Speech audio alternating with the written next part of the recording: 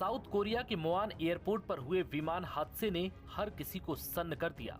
इस हादसे में 176 लोगों की मौत हो गई। रविवार को जेजू एयर के विमान के लैंडिंग गियर में खराबी के बाद विमान के पहिए नहीं खुल पाए, जिसके बाद पायलट ने बेली लैंडिंग के जरिए विमान को रनवे पर उतारा। लेकिन विमान की गति तेज होने और रनवे काफी छोटा होने के कारण विमान एयरपोर्ट की दीवार से जा टकराया और फिर उसमें जोरदार धमाका हो गया।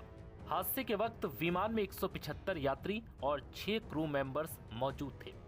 जानकारी के मुताबिक हादसे के पहले मोआन एयरपोर्ट के एयर ट्रैफिक कंट्रोलर को प्लेन से पक्षी टकराने का अलर्ट भेजा गया था, जिसके बाद ही लैंडिंग गियर में खराबी की बात सामने आई। हालांकि हादसा किस वजह से हुआ, इसकी सही से पुष्टि नहीं हो पाई है, लेकिन अब ऐसा दावा किया जा रहा है कि रनवे छोटा होने के कारण बेली लैंडिंग सफल नहीं हो पाई। दरअसल बेली लैंडिंग का विकल्प पायलट तब इस्तेमाल करते हैं जब विमान के पहिए तकनीकी दिक्कत के बाद नहीं खुल पाते।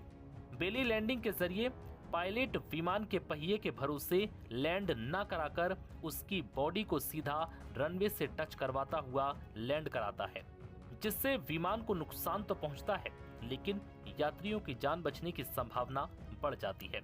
लेकिन यहाँ बेली लैंडिंग से यात्रियों की जान न बच पाने का सबसे बड़ा कारण रनवे का छोटा होना भी माना जा रहा है।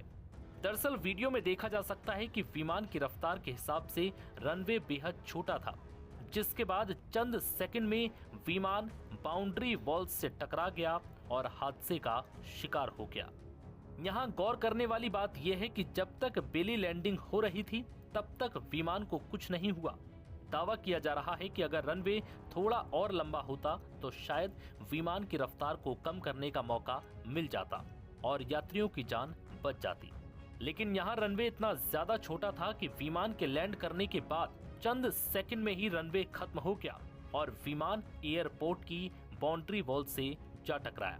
जेजू एयरलाइन का जो प्लेन क्रैश हुआ है वो अमेरिकी कंपनी बोइंग का 737-800 प्लेन था। प्लेन में सवार यात्रियों में 173 साउथ कोरियाई और 2 थाईलैंड के नागरिक थे। ये साउथ कोरिया के विमानन इतिहास की सबसे घातक आपदाओं में से एक है। पिछली बार दक्षिण कोरिया में बड़े पैमाने पर हवाई दुर्घटना 1997 में हुई थी, जब कोरियन एयरलाइन का विमान गुआम में हादसे का शिकार हो गया था। इसमें करीब 288 लोगों की जान चली गई थी।